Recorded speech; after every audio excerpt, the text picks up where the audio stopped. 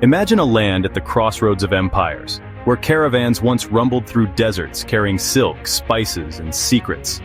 I'm talking about Iran, or as the ancients called it, Persia. Today, Iran finds itself in the headlines for very different reasons, with Israeli airstrikes shaking cities like Kermanshah and Tabriz.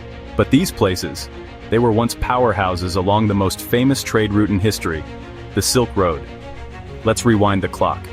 Picture the Achaemenid Empire stretching from the Mediterranean all the way to the Indus River. Back then, Persia wasn't just a country. It was the beating heart of the Silk Road. For centuries, merchants from Rome, China, India, and Arabia all passed through Iranian cities. They traded silk, precious metals, carpets, and ceramics. Tabriz and Isfahan, now names in today's tragic news, once buzzed with markets and storytellers where goods and ideas mingled.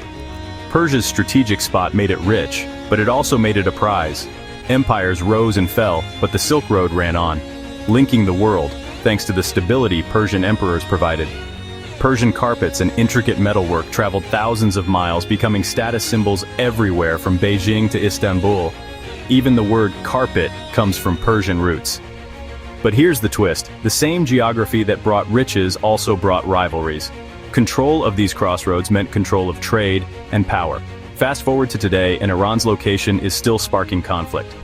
The latest Israeli airstrikes are tragic reminders that the world still sees Iran as a crucial link, this time not just for trade, but for politics and security. Nations like China, who once sent silk along these ancient routes, are calling for calm, worried about the global fallout. Why? Because nearly half of China's oil still comes through this region. History doesn't just repeat, it echoes. So, what can we learn from the Silk Road days? Iran's history is one of connection, sometimes peaceful, sometimes turbulent.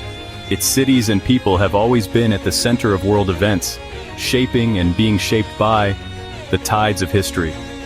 When we watch today's headlines, remember, this isn't just a conflict between nations, it's a new chapter in a story that's been unfolding for thousands of years, right in the heart of the old Silk Road.